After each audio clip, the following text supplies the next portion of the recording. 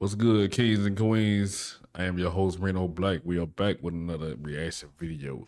This reaction video pertains to a very high value, high level individual, black man. So I would consider him high value, man, because the way he thinks, the way his understanding is, you know what I mean? I feel like a lot of us black men, should have this type of understanding. The channel is called Earn Your Leisure. So if you haven't subscribed to him or you want to go check him out, his channel's called Earn Your Leisure.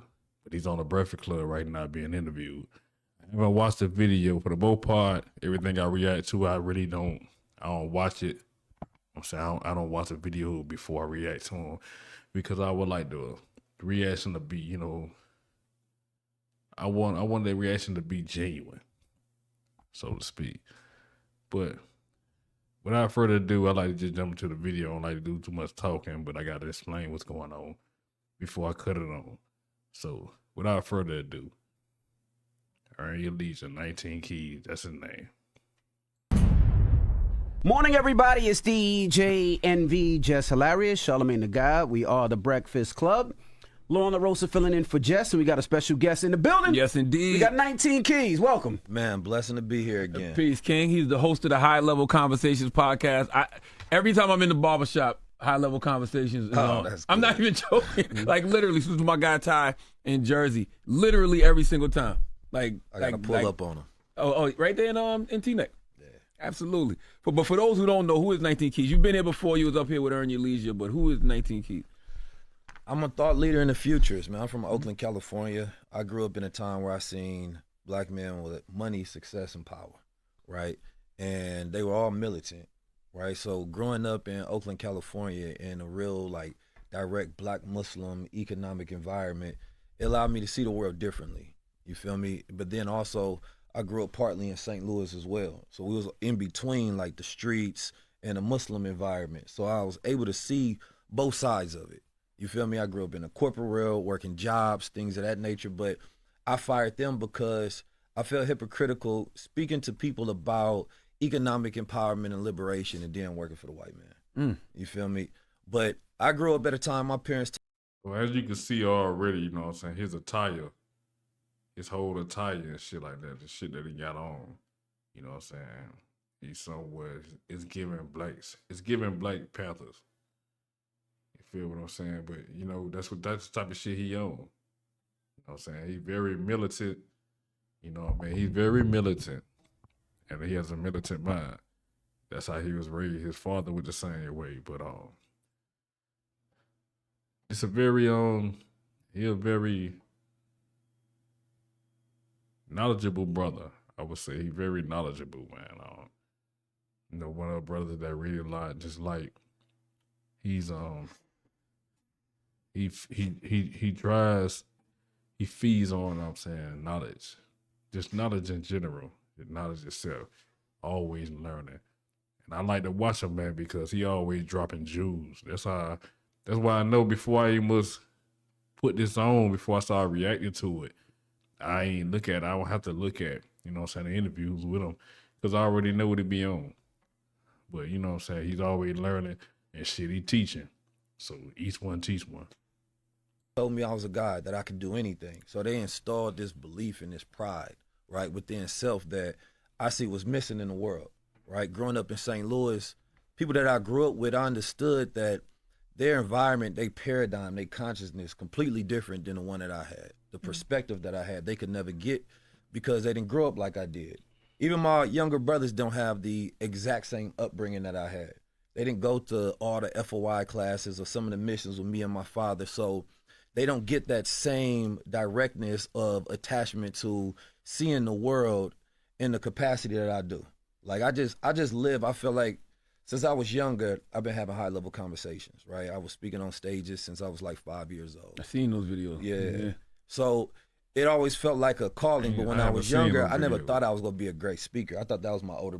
I ain't seen those videos. So I'm going to go on YouTube and try to pull it up and see. 5 years old, that's a long time to be a speaker and to know that you know what I'm saying, you want to do that. But even with my kid, I had a daughter up here, she's 11, and I always try to pick her brain. I'm trying to figure out what she likes to do, what she's good at. So I'm always in her head what her interests are. Like, you know what I'm saying? What are you good at? What you gonna be in life? And whatever I see that she has an interest in doing, and she's very good at it naturally, you know what I'm saying?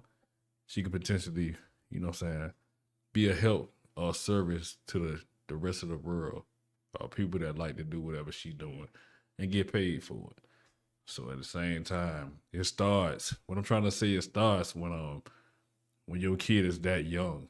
Like he said he was already 5 years old on the stage speaking. You know, that was his calling. What are your kid? What's my calling? What's your kid calling? You know what I'm saying? Get in their ear. You know what I'm saying? Be nosy. Even if they're teenagers and shit. But start when you young. You know what I mean? Greatness is better to catch it when they're young. You know what I'm saying? And get them more involved in it. You know what I mean? Because by the time they reach like 20-something, or like 18 for girls, 21 for dudes, maybe they'll be, you know, so they'll be 100%, and they'll be accurate at, you know what I'm saying, the shit that they trying to do. They'll be a pro at it, whatever it is, whether it's writing, singing, acting, whether you want to be a lawyer, judge, political, figure, whatever it is. They just find out what it is that they want to do. Brother, you feel me? My older brother ended up getting in a lot of trouble, going to jail, in and out of prison. And for me, I felt like, man, let me take up that mantle, right? And so that's when I decided to say, well, then, if he's not going to be the leader, I'm going to be the leader. You feel me? And so I believe I made that my persona and my role throughout life. But of course, you know, it's never been perfect. You know, I done been in trouble, been in jail multiple times, grew up in environments where I done seen so many black men fail, right? Whether they went crazy, got locked up in jail on drugs. I done seen all sides of the black experience, right? And I've always been interested in technology, education, ever since I was younger. So for me, I feel like what I do in the culture now is what I'm naturally interested in, right? Like I don't, a lot of people look at it when I talk about truth or truth seeking. It's not that I think I'm better than somebody who just focuses on money. I think I'm just better at focusing on truth. You know what I mean? And so I feel like that's my pathway to influence. And that's the one thing that I can give to the world. So as a futurist, I'm always looking ahead and saying, what space are we not playing in? And if I can direct our energy and our attention there before it's too late, we can have some power and ownership, right? So I believe directly not growing up in the like civil rights paradigm.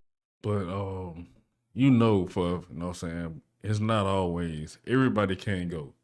You know what I mean? I understand what he's saying, but everybody, you can't save everybody, because a lot of folks, they don't want to be saved. They content.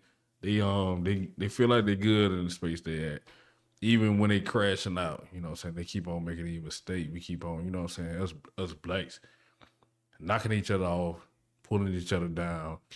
You know what I mean? Everybody want to be the boss. Everybody want to be flashy. Everybody want to be the man. Every female want to be that bitch and shit like that. You feel what I'm saying? So, but for those he can say, you know what I'm saying, if you're a motivational speaker, you know what I'm saying, you gotta know that you gonna touch everybody, and everybody ain't gonna feel you. You just got a whole bunch of negative people out there too at the same time. You feel what I'm saying? But the ones he might touch, the ones he do say, it's meant for him.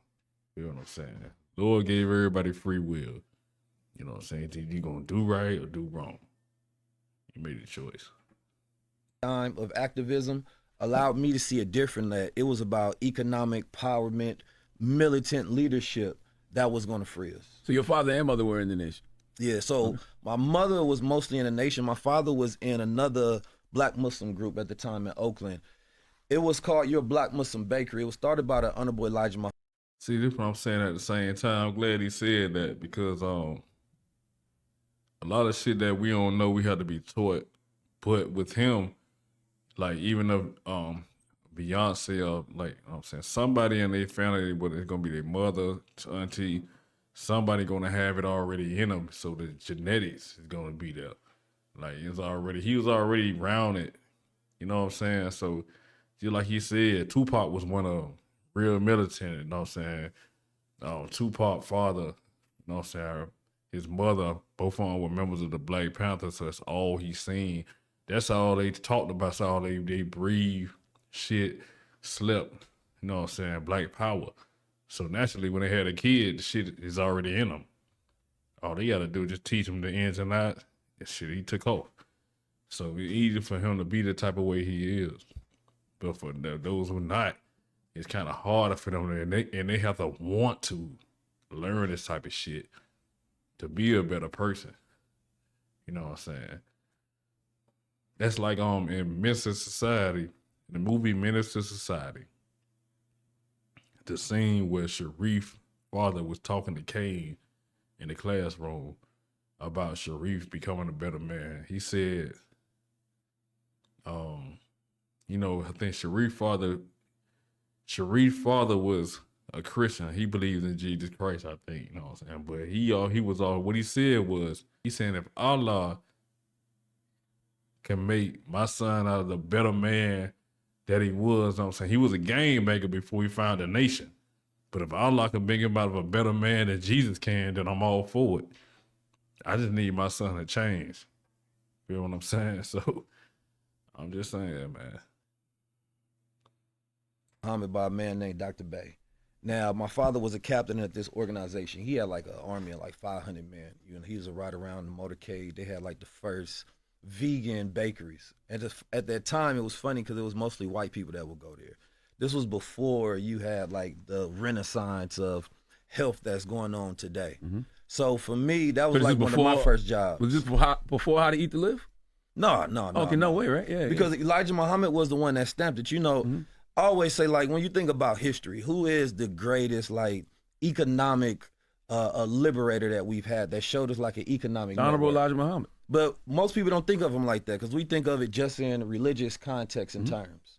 So we think about Black Wall Street, right, from O.W. Gurley. When he bought that 40 acres, he had like 72,000 people there. He was circulating that black dollar, which was very powerful. Then you had Marcus Garvey, right? Marcus Garvey was a cold entrepreneur. He decided to create a parallel world of white folks and say, man, let me build my own star line, right? Y'all got white, we gonna have black. The Black Star in Ghana is because of that.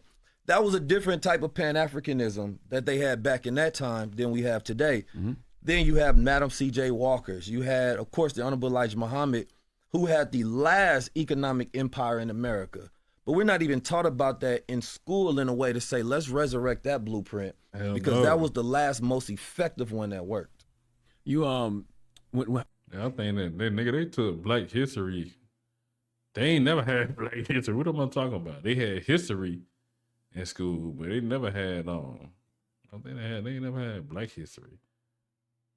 You know what I'm saying? It was always, when I was in school, they taught about Christopher Columbus taking America. It's discovering America. You know what I'm saying? Quote unquote, discovering. How old were you when you first read Message to the Black Man? Man, we learned that in school. That was that might be my first words. Like, that was just, I went to a school called Elijah. You remember, if you my age, I'm 45 years old, so for the younger generation, they don't know about it. But for the folk that's around my age, do y'all remember when they used to have a chart? They used to have an actual chart up on the wall, man. I think it was a history class too. It was in history class. They had a chart up on the wall with the caveman, with the monkey evolving into a man. Like, the monkey was down low, and then like he gradually evolved into a man standing up walking. They had a chart, and they were pushing that shit on us, like saying that this is how, like, it wasn't about Jesus Christ then. Like, they were saying this is how man came about. It started from a monkey. We started from monkeys, and then we evolved into humans. And they was going with that narrative. That shit crazy as hell. Now that you look at it with shit changed. Now they ain't pushing that no more. It was wild when we was being taught. So Christopher Columbus discovered in America. Man, please. All that shit was false. Educational center when I was younger, before I went to public school. So everything was, indoctrinated into the teachings of the Honorable Elijah Muhammad. Do for self, self-sufficiency, learn about the fall of America, right? To me, the way America goes was always what we were taught in school since children. So I was never surprised about none of the actions that are happening today. So I just said that. It just made sense logically. Yo, it's interesting, right? I had a question, though, something that you said earlier. You talk about entrepreneurship and how important that is, especially for our culture. So speak on that, because a lot of people don't necessarily get entrepreneurship because they weren't raised by it, right? Yeah. They're raised working 9 to 5, busy bee workers. So break that down a little bit. Well, I think it's monumentally important. And I could first look at, why did we shift away from it, right? If you look at in the early 1960s, the CIA would fund certain groups that was pushing more towards Afrocentricity, right? And the reason they did that because they would rather you have just this symbolic cultural pride than actual ownership, right? So they didn't mind that the movement Damn, I forgot that old girl.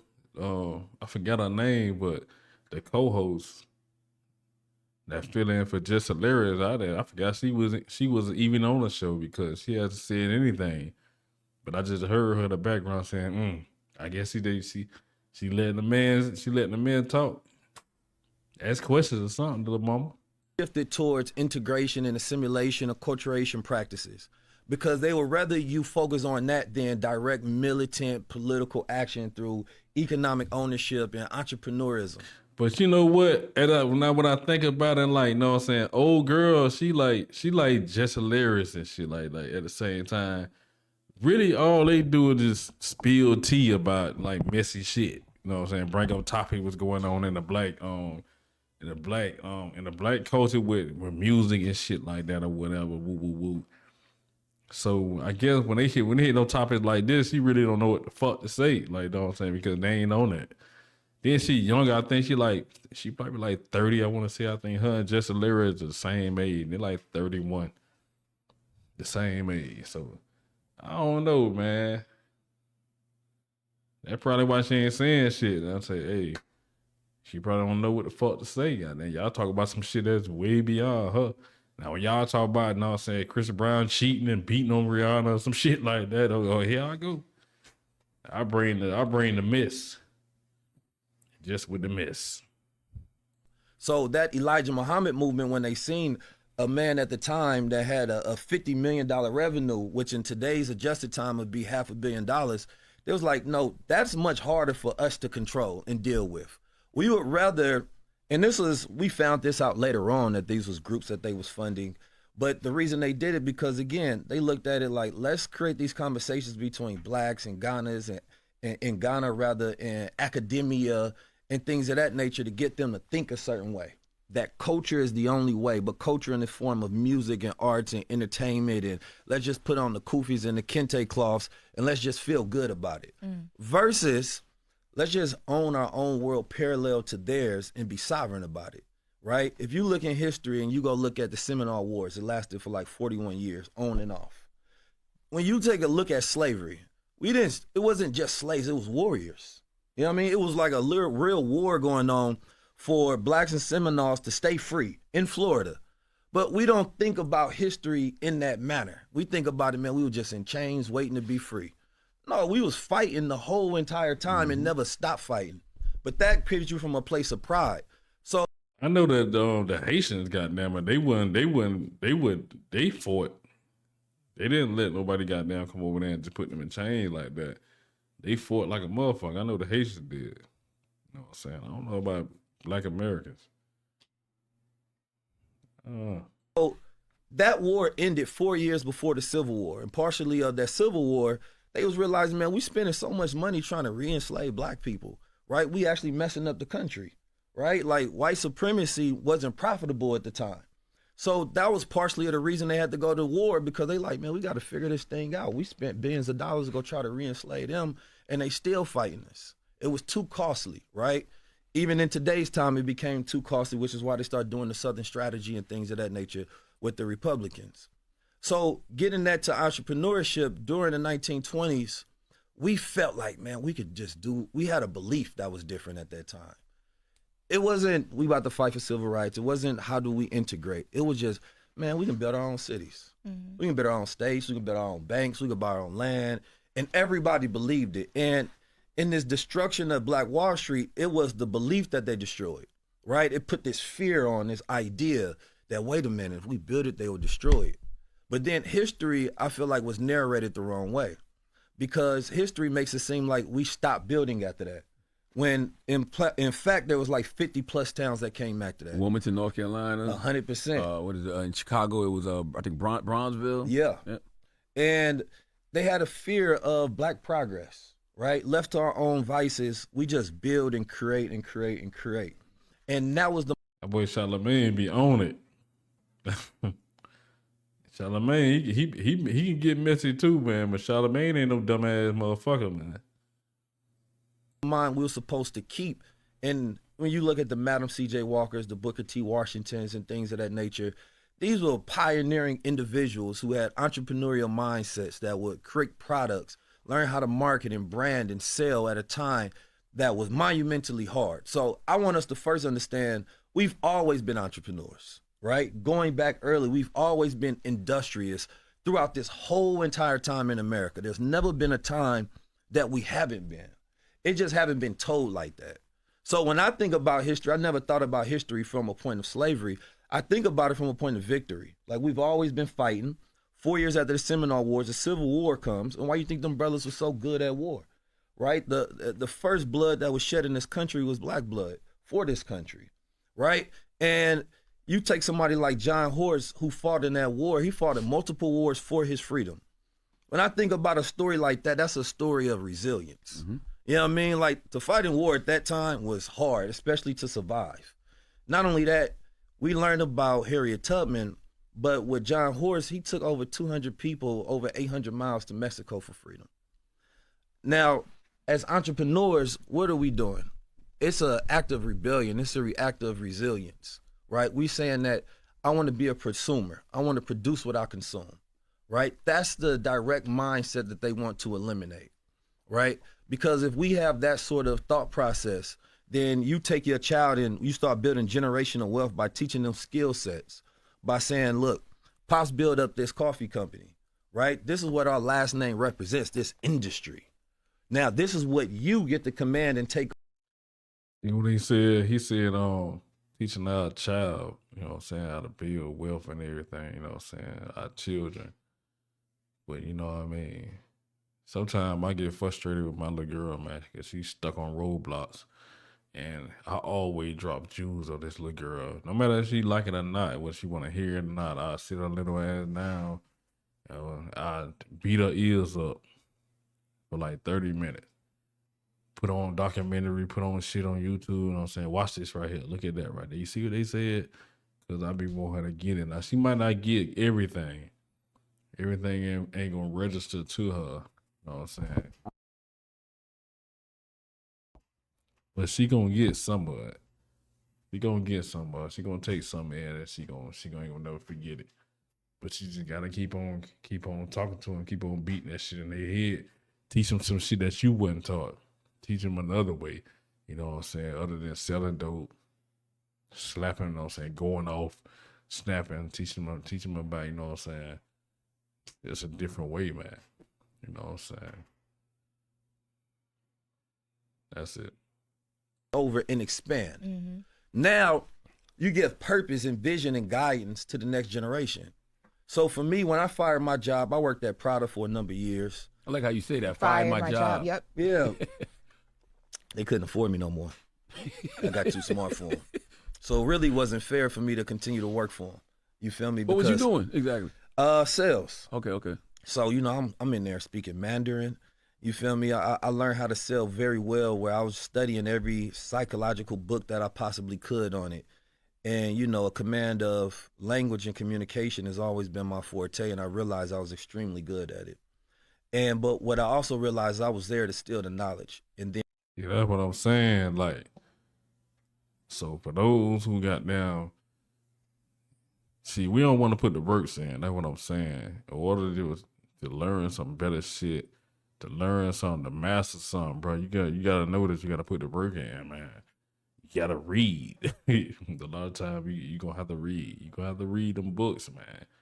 Day in, day out, and shit like that, man. You wanna turn your situation around. You feel what I'm saying? You tired of your situation, the dead-end job or whatever. You wanna climb. You wanna be better. You gonna have to make yourself better, man. You know what I'm saying? Can't just goddamn when you got your off day, go home, go to sleep, do your regular shit, play video games, or you feel what I'm saying? Get drunk high, go out with your homeboy and shit. Motherfucker that like hates you, don't be, you know what I'm saying? You gotta goddamn better yourself. Otherwise, you're gonna be stuck, wishing and hoping and praying and shit like that. You know what I'm saying? Wishing one hand, spitting the other one, like see which one you get first, type shit. Gotta put the work in, man. You feel what I'm saying? Got a lot of years, especially if you're young, take a whole year off just studying. You know what I'm saying? Mastering the craft. Get a trade, something, bro. You know what I'm saying? Get a trade. Open up a business with the trade that you got, because you know so much about this shit. and going to utilize that for myself. So soon as I fired them, I actually opened up a business in Oakland, California, right? I had a storefront where it was a clothing store. The store at the time was called. I just said that, you know what I'm saying? But he actually did it. A lot of time, man, we know what it take, dog. We know what it take, bro. We ain't no stupid people, man, you know what I'm saying? We know exactly what we have to do to get to where we want to be. But we don't want to put the fucking works in, make up all type of goddamn excuses and shit like that. You can watch as many YouTube videos you want to about how to do this, how to do that, and you know what I'm saying, how to grow wealth and all this shit. That, bro, it's right in, it's already right here. You already know, but you don't want to put in the work. But I just said it, basically what he just came out of said too, and shit like that. She learned some, took when he learned the whole ass and got his own shit, started his own shit with it. I ain't trying to retire for no motherfucking body job, bro. I always say that. Fuck that retirement shit, dog. I ain't trying to be here no motherfucking 15 years if I can help it. You know what I'm saying? But you gonna be there if you ain't putting in the work. Just know that. Musa Hill. I do art as well, so I would sell my paintings throughout there. It lasted for about 2 years, and then somebody hired me to come speak at their school, Chabot College. And I went there and I had a plan. I said, when I go there, I'm going to speak. And at the time, I got like 500 followers. But I said, I'm going to speak and it's going to go viral. Now, everybody looking at me like I'm crazy. But I understood the type of conversations that I had, that if the world heard, right, it would be needed and valuable. So therefore I did, and they did Definitely go viral. is. And then the following started to come in. And I couldn't manage both at the same time. I couldn't manage to continue to do the clothing. I found a calling and a purpose in that. And I said, let me go full time on that, right? As being 19 Keys for the world. What is well, I want to ask you two things. You talked about going to the Elijah Muhammad school before? Yeah. Okay. Elijah's Educational Center. How was that? How many grades did you do? How old were you when you started public school, regular public school? I think that was around, public school was probably around 5th grade. So what was that culture shift like when you come from, getting the knowledge, studying things like, Elijah Muhammad, Message to the Black Man, but then going to public school? Because you light years ahead of everybody. Yeah, it was crazy because it was like a culture shock because them kids was crazy. Mm-hmm. You feel me? Mannish and freaky. You feel me? They was wild and stuff that, it wasn't that we were just ultimately mannish and sheltered, freaky. right? We understood the world existed. I still grew up in Oakland, right? I still grew up off 24th and Telegraph. When we went back to school, you feel me? None of the kids in our environment went to the same school that we did. So we understood it that, everybody else had a different way of living. Mm-hmm. We were always the Muslim family in the neighborhood. You feel me? All our other friends was Christian and things of that nature. So, but going to that public school, number one, I realized and I started to feel sorry for other children, right? I used to feel sorry for kids that believed in Santa Claus when I was younger. I thought they was dumb. Straight up. Word. Right? Because the See? story just didn't make no sense to That's me. what I tell you. Well, because y'all feel that don't. Why I mean, lie to your kids? Why tell your But black that's the way you children raise- that's the way that it's a you- fat white but man that's coming the down way the you chimney? raise your giving kids. them I think gifts? there's I no think when reason you, to. I That's the think way when you you raise grow your up, because kids. like for There she me, go. like it was like okay, it's a myth of Santa Claus, but when I grew up, it was more so like, oh, you can believe in something that's not real, and it's kind of like dreaming. Type And then you of get thing. older and realize that's not real, and that's why people even get a disconnection from God because That they're like, didn't damn, happen. That don't happen. That didn't happen with me. That don't happen with everyone. Keys, get on the ass, man. He looking over there like out there. It's what she said. It make you feel like, you know, you can believe in something that's not real. And what? Everybody else. For me, it was like, okay, if my mom can work however long a year to Your make mama Christmas Santa happen, Claus. blood, sweat, and tears, but she wants me to believe in something bigger because for whatever reason, let me. What the fuck? That don't make no sense. That's what I'm saying, though. That's why sometimes, man, it's dog. Y'all female, some female, you just be quiet. You should just, even when you spoke, when he brought up a topic that all the kids, you know what I'm saying, was taught, all the black kids especially, there was a fat man coming out of the chimney bringing all these presents and shit like that. You just saying your mama worked her ass off, but she gave you a sense that, you know what I'm saying, something magical about, you know what I'm saying? No, your mama worked her ass off. Your mom and your daddy, whoever, know what I'm saying, to get you these fucking gifts. Santa Claus ain't bring shit. I worked my ass off to give you these damn gifts. I'm Santa Claus. You go out into the world and see what believing in something bigger can do because I know she give busts a her fat behind. white man the credit for her. I had busting black ass Santa off. Clauses in my house, and I just said that. Right, bro. That don't make no sense. That don't make no sense at all, man. It's something to believe in out there. Believe in your fucking mama. Shit. She didn't want to support you. coming down when we would see Santa, they were black, and she did that on purpose. Why did you feel sorry for him, 19 Keith? Well, because I just didn't think it was smart. It didn't make any sense to me. And I felt that I just remember being younger and feeling like the truth is the best thing you can know. Like actually Right. being in But like, you know what I'm saying? Granted, all us, like I said, especially black kids, all us, man, all kids, man, we taught that shit, that Santa Claus. I don't know who the fuck made that up. Why the fuck would they see it? You know what I'm saying? I don't know. I guess it's some type of something about fantasy world and, you know what I'm saying, it's magical type shit that's like oohs and ahs, shit like that. But it's still a whole fabricated ass false story that they came up with. You know what I'm saying? That kids really believe that Santa Claus had left cookies by the chimney. You know what I'm saying? Left cookies on the counter and shit like that. Santa Claus got them coming. The Tooth Fairy finna give me $1 for all my teeth I done lost and everything. So you got kids knocking their teeth out and shit like that on purpose. I'm playing, man. That's my sense of humor in me, though. But no, I'm saying it's ridiculous, dog. It's ridiculous. Mama and daddy is Santa Claus, bro. That's why. When I came to the knowledge, I stopped telling my child when my child got down little. I was like, man, ain't no damn Santa Claus. I'm Santa Claus, straight up. reality, Word. right? And you know, it's funny because my grandma, she wasn't Muslim like us. She would still try to get like my sisters. She was a little sexist. Shout out to my grandma, though. Rest in peace to her. She'd get them Christmas presents sometime. But I still would think about it, and I'd be like, I actually don't care, right? Kids would come to school, and they would brag about it, but I never cared because I felt like they was just living like this false reality where their parents was lying to them daily. That was just me coming from like a Muslim school, right? That was my reality, seeing Christmas trees and lights everywhere. I just felt like, man, everybody is practicing a lie. And it didn't make sense to me when I was younger, going throughout the neighborhood. I can understand Christmas has great marketing, great branding. It has songs, it has carols, it has drinks. The whole nine. Christmas is the greatest brand in marketing. But today it's just about consumption. And I like things that bring family together, which is what we should be focused on. Mm-hmm. And I believe that you can give your children a good story. You can stretch their imagination, right? I think Christmas, if anything, is a lazy way to do it, right? Because in today's time, like my parents would get us to imagine the future, right? Imagine, you know, what would take place after we see America fall. What What the fuck? Now, see what I'm saying? That shit is different. Like, the harsh reality, man, get your kid prepared, like, know what I'm saying, for war, for shit that might come, know what I'm saying?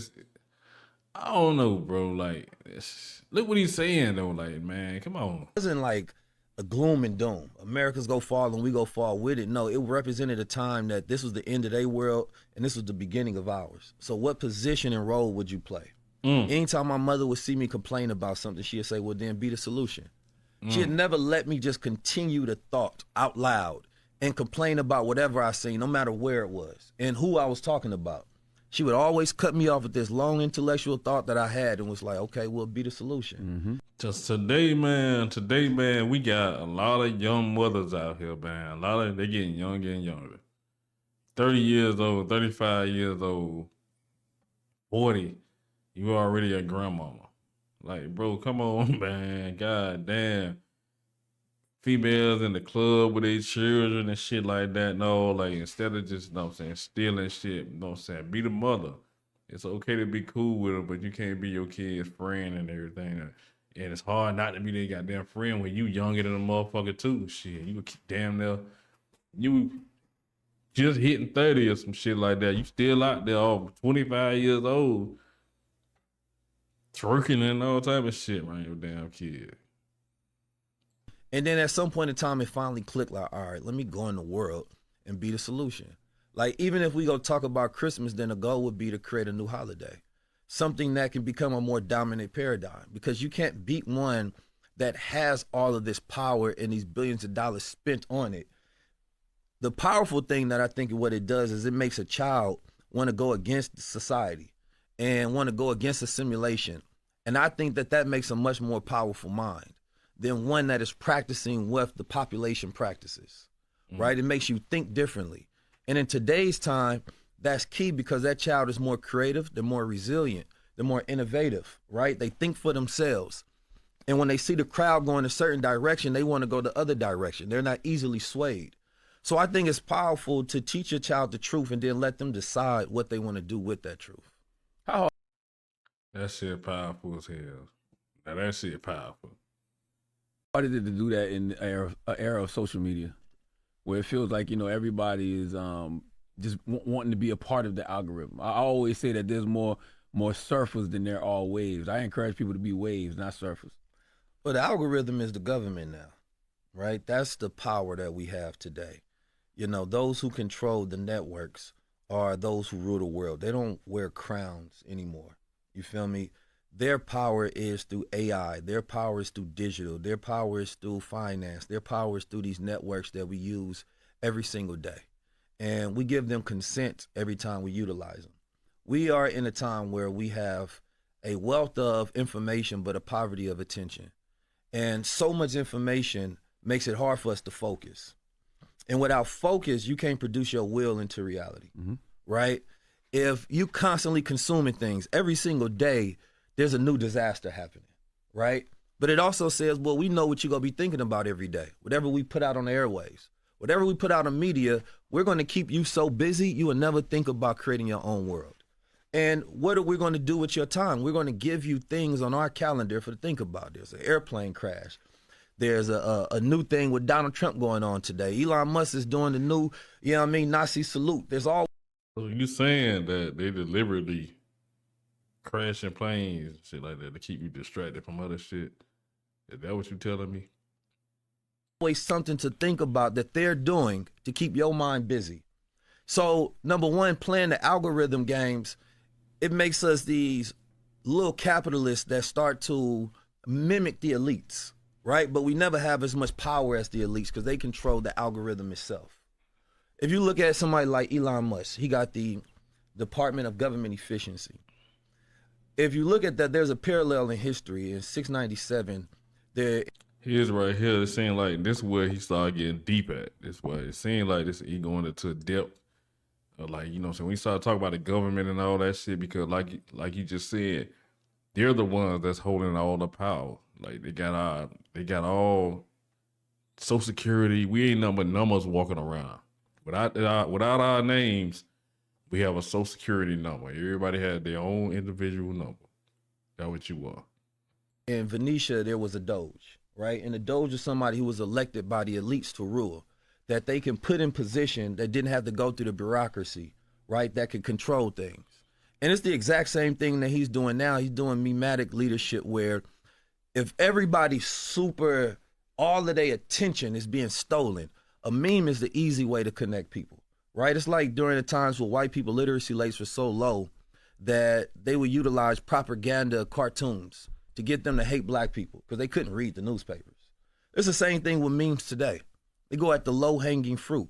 So in the algorithm, if you're constantly stuck on X and Instagram and YouTube and things of that nature, then that means that you're in a net of control, right? The only way to get out of it is to have your own sovereignty where you produce your own and you focus on creating and less consuming. That's what I'm saying. That's what I'm saying. I was just telling somebody that, man, at my job. I tell my daughter that. I tell anybody that shit. Like, you know what I'm saying? And somebody, I would ask this question not too long ago. Why delete? I don't know what she meant by that. Delete who, her or my account. But I deleted one of my Facebook accounts and made another one because I feel like at this point, if I'm gonna be on social media, it's gonna be about business. Everything is content at this point.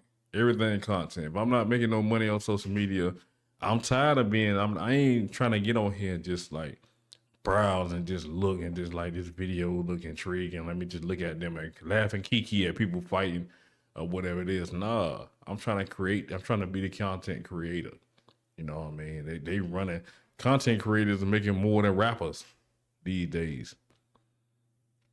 So I'm not trying to be the consumer. I ain't trying to be the one that sit up here and lollygag and look at these videos. I tell my daughter that too. All these videos you looking at, these skits, these little girls on these videos, just stupid as shit that she be liking. But these people got millions of views, millions of followers for this stupid ass shit. I'm like, man, you should be able to, you should try to create your own content. You watch enough of these damn videos, come up with your own ideas and record it. You know what I'm saying? Instead of just like without the internet, we just being consumer. Jordan's this, Prada that, Fendi this, red bottoms.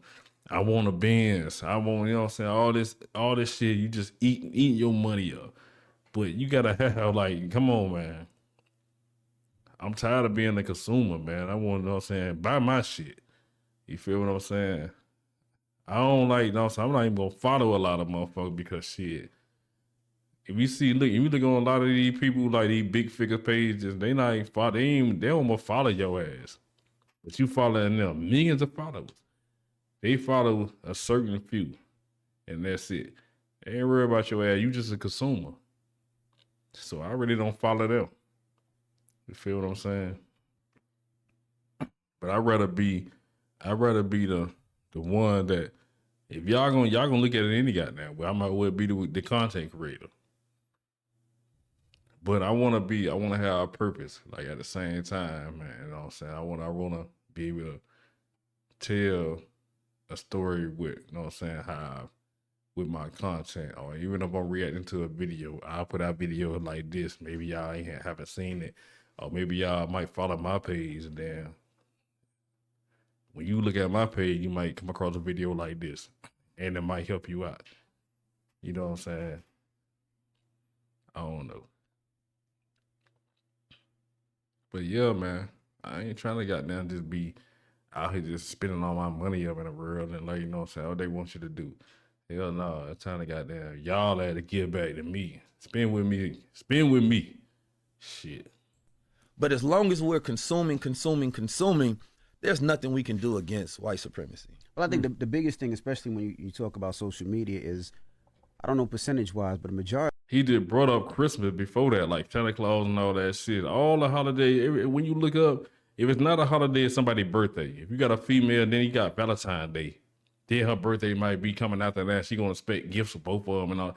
It's just eating your goddamn pockets up, bro. Like just frivolous bullshit. That's why I told my mother the other day that it shouldn't take for me to goddamn wait for a holiday. You know what I'm saying? With everything might go up. A lot of shit go up around these time. They eating your pockets up. It shouldn't take for me to, like, you know what I'm saying? If I want to do something nice for you, I'm going to do it. I ain't got to do it on your birthday. I don't have to do it on Christmas and shit. You know what I'm saying? Like, my kid throughout the fucking year, she getting gifts. I mean, she a good student. She good in school and everything. She deserve it. So it ain't. But at this point, I don't wait. When Christmas come, I don't get a shit. Cause I don't want to be, you know what I'm saying? I'm trying to get off of that. You know what I'm saying? I buy shit throughout the year or whatnot, you know what I'm saying? When I see she needs shit, like shit she won't, go ahead and get it. I don't deny her of it because, you know what I'm saying, she's a good girl, man. She good. On a roll student. So yeah. But it ain't definitely not gonna take no holiday for me to spend no money on her. On nobody that I love for that matter. The stuff online is false, right? Yeah, it's And fake then- as well. And then you got people who are spreading this fake news as it's real. And the problem with that is, you and I both know, once they start making money off of it because they are quote unquote creator, Yeah. they continue because now they don't care about the community. They don't No. care about the truth. They care about the bottom line, which is for them their dollar sign. Yeah. So they'll continue this and they'll be a quote unquote creator and a quote unquote loudmouth. Thank you. But for the most part, bro, that's another thing. Like I say, a lot of shit start off like, you know what I'm saying, organic and start off like for a good cause and shit. Like child support. A lot of men on child support. They don't like child support. They take too much money out, with this that, and the third. And then, you know what I'm saying, it was put in place for a good cause, man, because like a lot of niggas that be honest, like y'all deadbeats, y'all need goddamn somebody need to make you come out your pocket. If you ain't gonna be there financially or physically or emotionally, none of that shit there, you gonna be there financially. They gotta make you do it. You know what I'm saying? But it turned into something else for a lot of females. They looked at it like a come up. You know what I'm saying? So everybody in it for a come up welfare. It's a come up, like, you know what I'm saying? Like, I ain't gonna lie, like for real. Like one female got called out.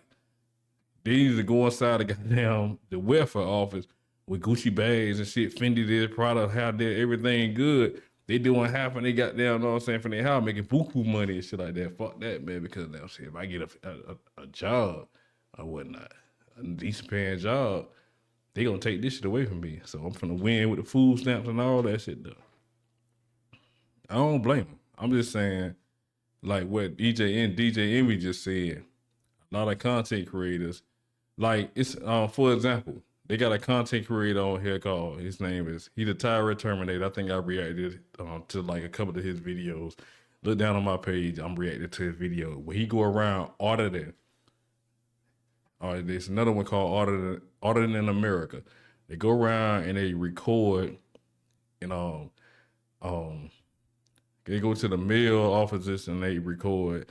They go to any government official entity. They go in there and record and shit. And the signs, when you go into most of these entities, they got signs put up saying you can't record. But we have a First Amendment. We got a freedom of press. That's in, like, you know what I'm saying? It's a freedom of press. We can record. You feel what I'm saying? And it started off as something great, something good, but then like once your views get up there, your views ever start dropping, and a lot of people look at their view, look at their pages and shit like that because of the drama. It's like as the world turn. When you got drama going on and shit like that, man, on your pages and whatnot, man, people love drama. They gonna tune in to it. And that's the main part, like, you know what I'm saying? The drama on, you know what I'm saying, the auditing people, they channels is when the police come. People get fussy. Well, you can't do it. You can't record it here. It's the sign right there. But we got a right to do it. You know what I'm saying? It's in the amendments. Feel what I'm saying? So y'all need to take them signs down. Police come out and everything. People, okay, they go to police. Let me get my popcorn. But I like, you know what I'm saying, when the police get proved wrong or whatnot, the police, you know what I'm saying, come in there and tell these people that, you know what I'm saying, they got a right to record and publish. The public is public. It's no expectation of privacy in public, so they can record. Why these signs up in here, I don't know. You feel what I'm saying? Shit like that. But at the same time, you got some auditors out there that they are deliberately bait people to, like, you know what I'm saying, to get a fuss out of them and shit, because they know that they know people gonna want to look at their pages for the fights and fussing and shit like that. So they taunt people and everything, which is childish. You feel what I'm saying? They get very unprofessional with it, some of them. But they do it for the views. You know what I'm saying? That's what DJ Envy talking about. It started off, you know what I'm saying, it's for a good cause, for educational purposes. And then it turned to something else. When the money got involved, they saw the money, that shit making a lot of money. Jerry Springer, for example. His show was like, his show blew up because of all the fights. Then they tried to ban him and try to stop his show because of the fights. See, that shit ain't, they tried to stop him. So what he did is start goddamn staging them. You know what I'm saying? He started staging the fights and everything. Because how much views, how much money this shit was raking in. That's what I'm saying. And they'll continue on. And the problem is we don't have no checks and balances of what's right and what's wrong. You know what I mean? Because a lot of times we look online and you see the news report something that's fake. Right. So it's like, well, how do you get these checks and balances, especially for our community? I think you got to create programs for it, like AI algorithms, and I think that that's one of the opportunities. Anytime we got a problem, it's an opportunity for a business, right? That can be a AI tool. They try to do the fact checking things. The problem with that is the bias of the people behind them. It's your version of history that you consider to be correct, and so instead we have to take those same blueprint and models and have our own. At the end of the day, man, if you could be the solution to somebody's problem, then you can make money for years to come. You know what I'm saying? Like YouTube, if you got a YouTube page that, you know what I'm saying, it's about health, it's about wealth, it's about putting people in position to be better and shit like that. Those type of videos, they gonna stand the test of time. They're gonna be like songs, like on Jerry Levert, the Isley Brothers. You could them timeless songs. Feel what I'm saying? Some people come and go, but shit like that that's really like that's helpful to the soul for people. Like, know what I'm saying, health channels, shit like that. We gonna always win because it's a lot of people that's coming up, being born every day and shit like that. They're gonna have an opportunity to go back and look at your video and be like, shit. You always gonna be a help, and every time it's gonna generate dollars for you. So for the content creators that's out there, that's doing dumbass shit like Boom Boy, Boom Gang, shit like that, you know what I'm saying? People like that, they come and go. You know what I'm saying? They make his little dollars, but that shit gonna wear out. You know what I'm saying? You gotta be, for the long run, you gotta be a help and service to the people. You feel what I'm saying? For you to get the big following, like even after Kai, what his name is, Kai, Drewski and shit like that. They the comedian. They that's the service they provide. It's laughter. Laughter is good for the soul. They can always be around. I look at it right now, like I would take a lot of my old work and I would put it into AI and I would ask, what is the accuracy of these predictions? I would look at stuff that I predicted from 5 to 10 years ago, and it would tell me whether these things came true at 80 or 90% accuracy or not. And I look at creating a program to where you can look at it, it's like a Yelp rating, right? It shouldn't be an expert that can just pop up today. You should be able to have a lineage of work that you've done that validates your expertise in a subject. And nowadays we have AI that can go run a program and look, Charlamagne been 90% right about media, right? Or economic and micro and macro trends. So maybe you should listen to him. Social media should now come with these type of verification checks to see who's actually been accurate. So as you're trying to cut through the noise, you say, you know what? I'm gonna listen to Envy on this because Envy is verified in this particular category, especially as we're getting away from a lot of degree-based skills.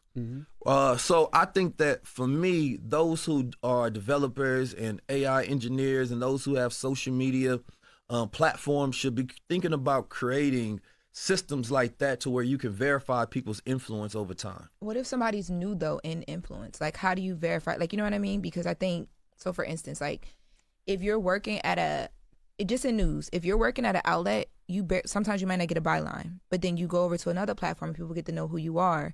You can't like check my background and know what I was doing while I was at that outlet, but what I'm doing it somewhere else now and it's verified. Like, how would your system check that? Because how do you even look that up? Like, you call for references to the old, like the background? Like, I think sources matter. Like, that's what you do in media. Journalistic integrity is looking at sources to verify things, right? So I think in lieu of having that experiences, then you will have references, right? It's the same thing we did when you have a resume, right? Like, who is the person that reference you that we can look back and say, okay, this person is accountable for when you mess up, So now this person is not as reliable or accountable. If Charlamagne said, look, this person is really good at their job, and then 2 weeks in they messing up, then that's gonna mess up his credibility.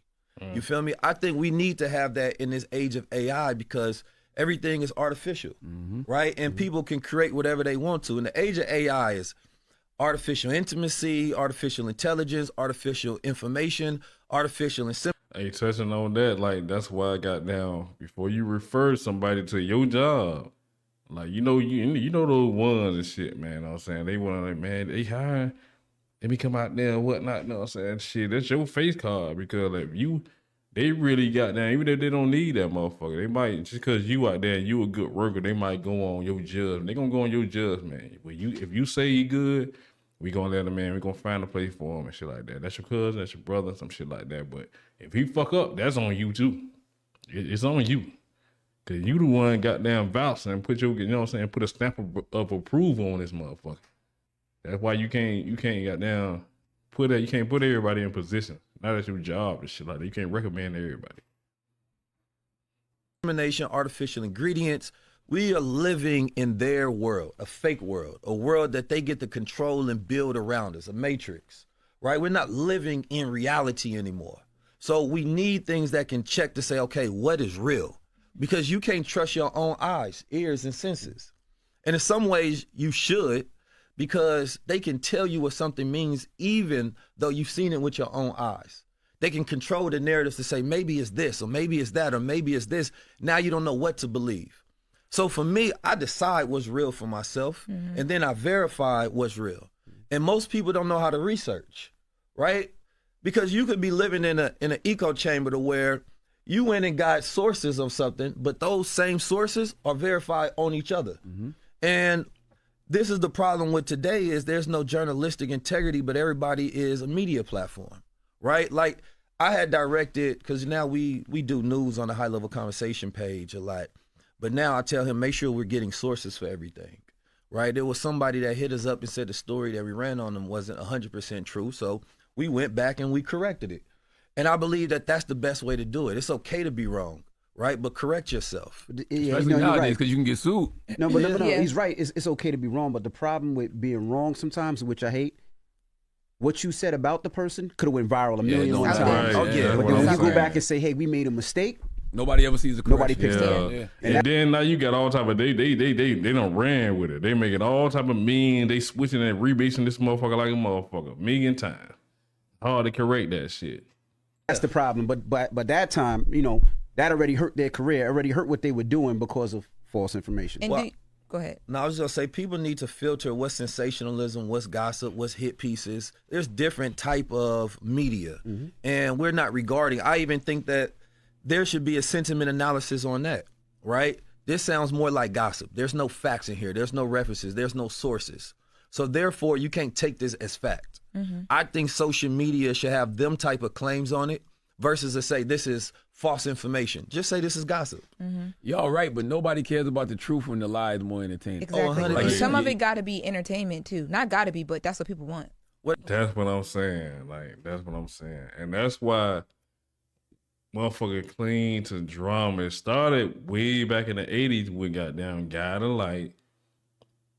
As the world turn, shit like that. It's drama.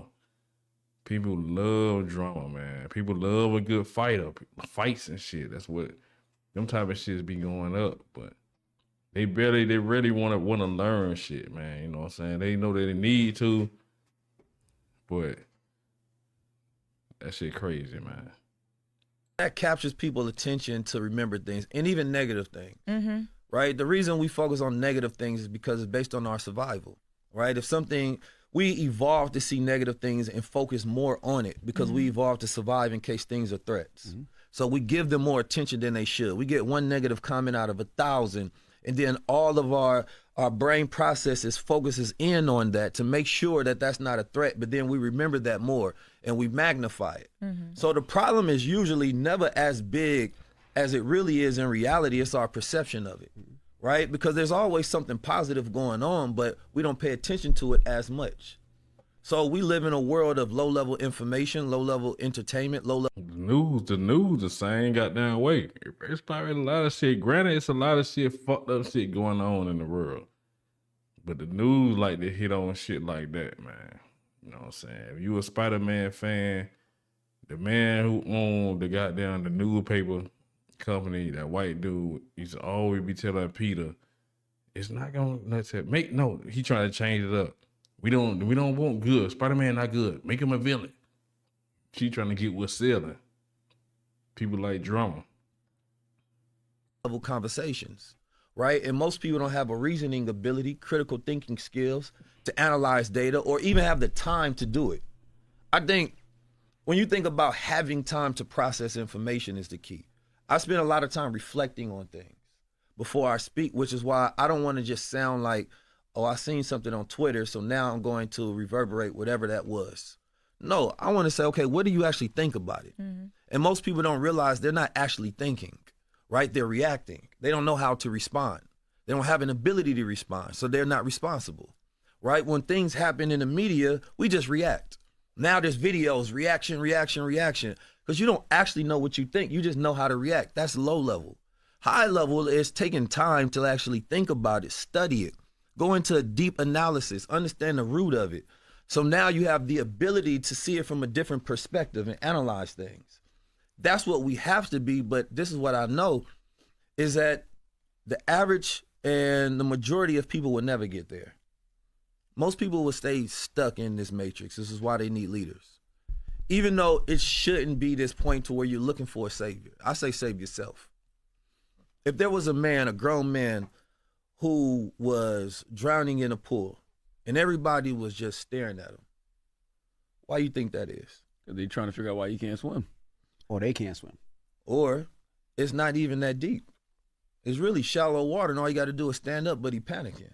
And to me, that's the analogy of Black America, right? All we have to do is stand up, but we panicking as if we need some help and we need somebody to save us. You can't tell us, like, I see the boycotts with Target, and that's, let's say, part of it. But the next step would, how do we produce what we consume? How do we become prosumers? How do we say not only we're going to boycott y'all, we're going to boycott with us, right? So that our goal is not a 40-day or 60-day boycott. It's saying that, you know what? The consequence of this action forces us now to go more radical, like the leaders in the past. And we're done with the civil rights era, because even Martin Luther King said after civil rights comes Black power, right? What's more Black power than economic ownership, to where we're building our own world? And now we have that ability to do it utilizing blockchain technologies. We can create digital city infrastructures. You study a country like Estonia. Y'all got some water in here? Can bring in some. Say, you get him some water? I've been having this good Supermind coffee. I got y'all some gifts as well. All right. I want to talk more about that boycott too. I do too. We gonna get into it. Because it's interesting with the boycott, because I haven't seen what the call to action is. Well, no, I see what the call to action is. It's the boycott. But what do we hope to gain from said boycott? And I think it's wild that, people are targeting just Target when Amazon did the same thing. Yes. Meta did the same Facebook. thing. Well, that's Meta. Facebook, Meta did the Instagram, same all thing. that, yeah. Walmart's done the same thing. It's like, why just Target? And you're protesting on the platform that's also doing the same thing to you? I'm just, I think we like to pacify and get symbols versus substance. And I'm not saying they're wrong for boycotting. No, I just need to hear more. I'm not gonna dog them. I think that they're just used to a certain playbook, and this is what they know. This is how they know to react and know how to respond. Again, it goes back to history. We are continuing to look at how do we become activists, how do we become revolutionary, and we take a certain archetype, right? We take the Martin, the Malcolm, and say, okay, well, if I want to be a revolutionary activist, I'm going to do this. The problem is we're in a new time. So it has to evolve and has to look more innovative in the way that we go about doing things. When I talked about the Seminole Wars, they spent billions of dollars trying to capture them, and they realized, number one, we could have spent that money building ourselves up, right? Building our world up. Why are we spending billions of dollars to try to capture slaves? That didn't make no sense to them, right? We spent billions of dollars in the civil rights era, right? Trying to integrate, right? And when we were boycotting the bus lines, we could have took all of that focus and created our own bus systems. We could have took all of that money, that time, that energy, and that protest and say, What about these businesses that we can build up?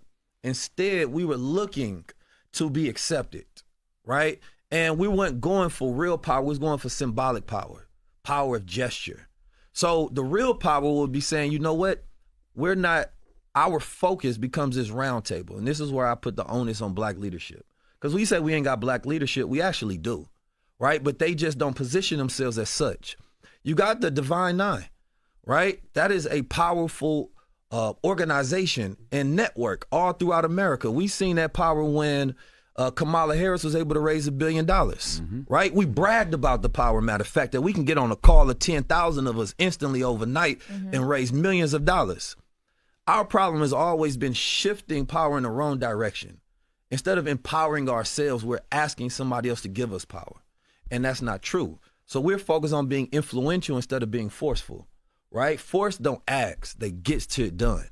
And the reason that you will never have from that side of the political spectrum, and not just Divine Nine, HBCUs, the NABJ, the NOI, the black churches, the Black Caucus, where's that round table, right? If we really wanted to have a real agenda, and not just an agenda where we just talk about something, now we have the ability to create infrastructure behind that instantly. They have a first 100 days. Where's our first 100 days? Right? Or we go complain about what somebody else doing, which is very intelligent to their agenda, and they're showing you how to become efficient and effective to get things done. When you go look at that amount of people that was behind Elon Musk, that's the oligarchs showing their power, right? Saying that we don't longer have to hide. Right? The WEF believed in having the elites having complete global and economic control, right? We live in a technocracy to where it ain't about elected officials, it's about experts. So if we see these shifts that happen, you got a Department of Government Efficiency. Well, Black America is not operating off efficiency. The monies that we put into these organizations are not creating what we need them to create. So that means that either you pass the torch, right? You get out the way, or we dismantle those organizations and create better ones that's more about self-sufficiency and economic sovereignty. So look at media. Media is the most powerful medium that we have. It's where we have the most influence in. We influence culture. But the problem is that we put so much emphasis on the feeling of culture versus actual real ownership. The reason we like Nipsey Hussle is because not only was he culture, but he had practices of it. Right? He had businesses. He had his family dynamic. He practiced on investment. He talked about cryptocurrency and different technologies that we could utilize. We're in this state of financial nihilism where the average person believes that the system is rigged. There's no point in me playing in it. So they're afraid of financial literacy because they like, what, I'm going to get into stocks and crypto, or stocks versus, because it's all rigged and it's owned by them. Financial nihilism spread in the black community first, which is why black men earlier were the first adopters of cryptocurrency, because as soon as you heard it, well, okay, well, if they own this system, it's a new system coming, let me get in this. But it also makes us gamble, right? Which is why gambling is so hot right now, which is why meme coins are so hot right now. Previous generations had lottery tickets and Powerball, right? We got sports betting and meme coins, because now you feel like I need to make me a quantum leap because the elites own all the assets. And asset prices are way too expensive. And if you go look at the average income in any one of these cities, they can't afford to buy a house anymore. So the American dream is dead. So you need a new dream, a new vision. And my thought process and my plan behind the scenes, we're working on a lot of different things, is how you create your own digital nation. And then that digital nation creates and buy physical assets. You can do things like DAOs. You ain't got to buy into nothing. You can say, okay, Black Church, NABJ, HBCUs, everybody that wants to, all the activists, everybody that wants to have a voice, how about we create a decentralized autonomous organization, which essentially is saying that everybody can become a citizen of it and vote what we want to do next. If we put together millions of dollars inside this treasury, then we can decide what we want to buy with that money, what we want to create, right? We can start our own social media. We can build our own targets. All of these things were created by founders and men. These things are not impossible to do. But as long as we use these systems, there's impossible ways to fight them. I have a question. All of that, I agree. I think that and what you're trying to do is needed. So we're going to stop the video right there, man, because this video is like an hour and something long, but I just want to react to like this man on 19 Keys. Give y'all somewhat of some type of insight. Oh man, dropping Jews like I don't know what, man, all the time, man. Facts, always speaking big facts, man. Why I like listening to him. You feel what I'm saying? The last interview, and the last interview, hey, Brother Polite too, man. A lot of people that they don't mess with Brother Polite no more. They say because Brother Polite done went, you know what I'm saying? He done went. He on some other shit now. You feel what I'm saying? They say Brother Polite done went Hollywood. But that man's smart as hell too. Brother Polite. That's how you pronounce his name. That Breakfast Club interview with that man dropping nothing but goddamn knowledge. I love what they putting down. I'm gonna pick it up. You feel me? You gotta become powerful, man. You know what I'm saying? Stop bullshitting around. A lot of Gag and Kiki playing around and shit like that. Like shit. Like we promised tomorrow. But I wanted to goddamn, you know what I'm saying, put y'all up on some shit, man. Again, his name is 19 Keys. Earn Your Leisure. That's his channel name. Feel me? Y'all go check him out. But this has been another segment of King Shit Media. And I just had a real king on this bitch. Feel me? Y'all stay tuned for another video. Y'all stay tuned for the next segment, man. King Shit.